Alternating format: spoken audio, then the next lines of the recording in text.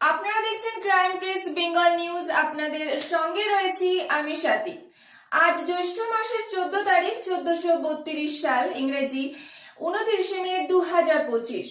সময় সকাল 8টা থেকে দুপুর 2টো পর্যন্ত। বর্তমান সময়ের ওয়েদার আপডেট দেখে নেওয়া যাক। দিনের শুরুতে তাপমাত্রা ছিল 27 ডিগ্রি সেলসিয়াস।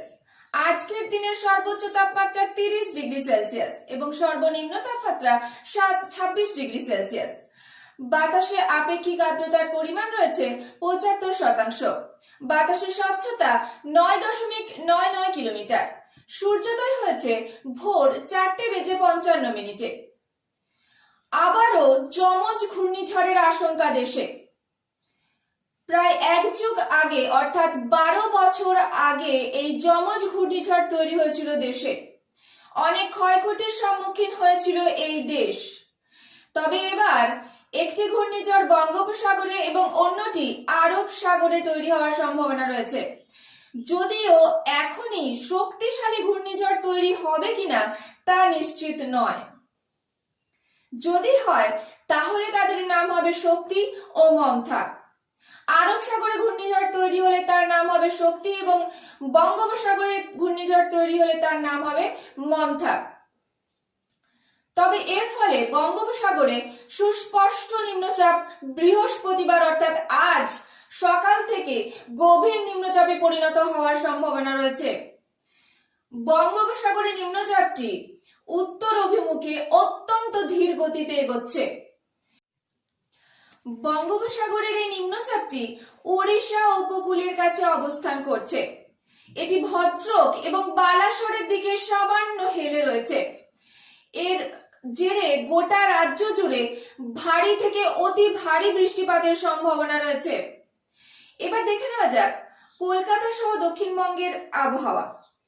পূর্ব মেদিনীপুর, দক্ষিণ 24 পরগনা জেলায় ভারী থেকে বিক্ষিপ্তভাবে অতি ভারী বৃষ্টিপাতের সম্ভাবনা রয়েছে। এরই সঙ্গে রয়েছে এই জেলাগুলিতে 50 থেকে 60 কিলোমিটার প্রতি ঘন্টায় দমকা ঝোড়ো হাওয়া বয়ে যেতে পারে। অন্যদিকে হাওড়া, হুগলি, কলকাতা ও উত্তর 24 পরগনা জেলায় ভারী থেকে অতি ভারী বৃষ্টিপাতের সম্ভাবনা রয়েছে। সর্বোচ্চ বাতাসের গতিবেগ উঠতে পারে 60 কিলোমিটার প্রতি ঘন্টায়। আজ সকাল থেকে সমুদ্র উত্তাল থাকবে। মৎস্যজীবীদের গভীর সমুদ্রে যেতে নিষেধাজ্ঞা জারি করা হয়েছে।